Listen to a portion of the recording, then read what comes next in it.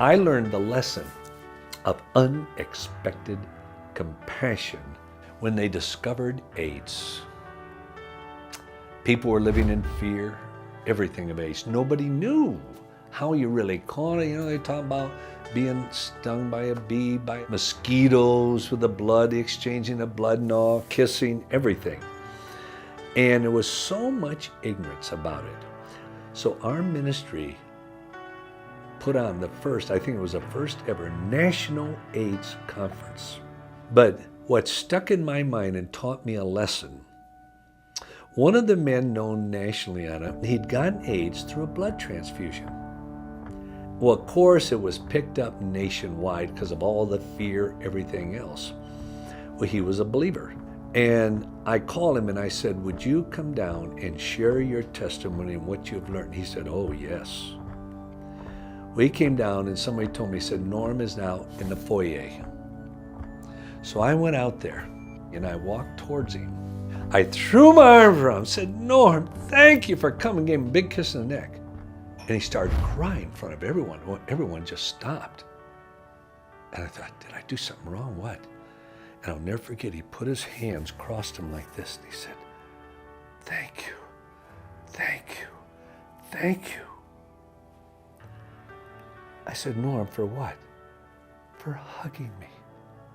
You don't know what that means. He said, everyone, as soon as they find out I have AIDS, they don't even know they're doing it. They take a step backwards. He said, Josh, it makes you feel so dirty. It just makes you just cringe and want to die. And he said, you didn't. You gave me a hug and just tear. Oh man, I started crying.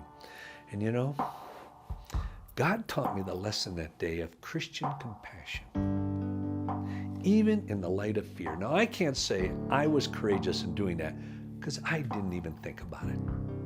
And God showed me that some of the best ways to open people's hearts is through unexpected compassion. Not expected compassion, unexpected compassion. And it was like in Russia with Operation Carelift, one of the largest humanitarian aid efforts to the former Soviet Union. Huge containers, tons of food, clothing, all kinds of school supply, because they had nothing.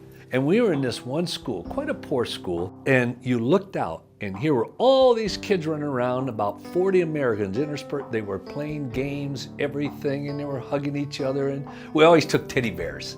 And so all these kids, you see them hugging the teddy bears and all. And I was standing there.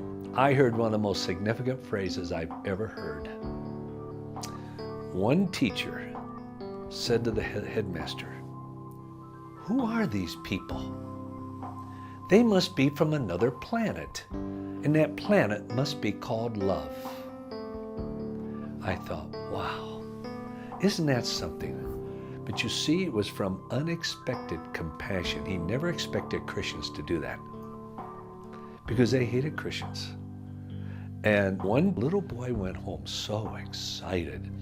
Daddy, there were some Americans at school today. They were Christians. Daddy, look what they gave me. Showed all the pencils and the pens and all these school supplies, everything, and clothes and shoes and all. And it really ended up, his father came to Christ. And the reason is, that night he thought about it. He said, if these Christians have that much love towards my son, then why shouldn't I?